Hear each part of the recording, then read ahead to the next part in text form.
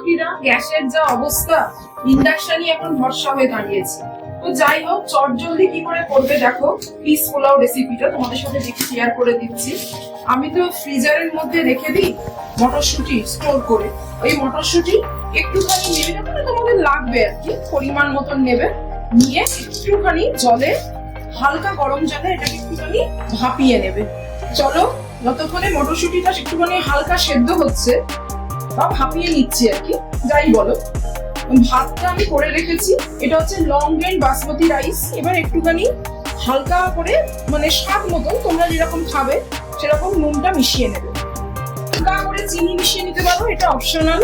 যদি চিনি খাও খাবে, না খাও, যে হেলথ কনসিয়াস তাকে আমি চিনি দিতে বলছি না, আমি অল্প একটুখানি চিনি মিশিয়ে দিচ্ছি। এই যে ঘিটা দেখছো, এই ঘিটা খুব ভালো, এটা অ্যামাজন থেকে আমি কিনেছি, খুব ভালো ঘি। এইটা দিয়ে আমি একটু এই পুরোটাকে নেড়ে নেবো। চলো এবার এটা করে ফেলি আমি পিস পোলাওটা। পরিমাণ মতন ঘি দেবে, বেশি দেবে না, আমি অল্প একটুখানি ঘি দিলাম। ঘি দেওয়ার পরে একটুখানি তাতাবে, ঘিটা অল্প গরম হয়ে গেলে এর মধ্যে গোটা জিরে দিয়ে দেবে। যদি কাঁচা লঙ্কা খাও একটু কাঁচা লঙ্কা দেবে, যদি না খাও না দেবে, কি আছে।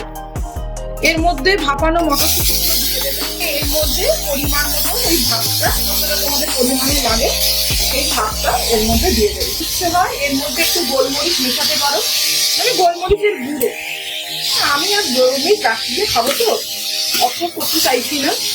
এরকম করে করে একটু নেড়ে ছেড়ে এটা তোমরা পনির দিয়ে বা চিকেন দিয়ে বা ডাল ফ্রাই দিয়ে বা আলুর দম দিয়ে সবেতেই খেতে পারো। একবার করে দেখো, চটজলদি একটা রেসিপি। রোজই তো ভাত খাচ্ছে, একদিন এটা করে দেখো, ভালো লাগবে। আমার চ্যানেলটা ভালো লাগলে প্লিজ একটু সাবস্ক্রাইব করো আর লাইক করো।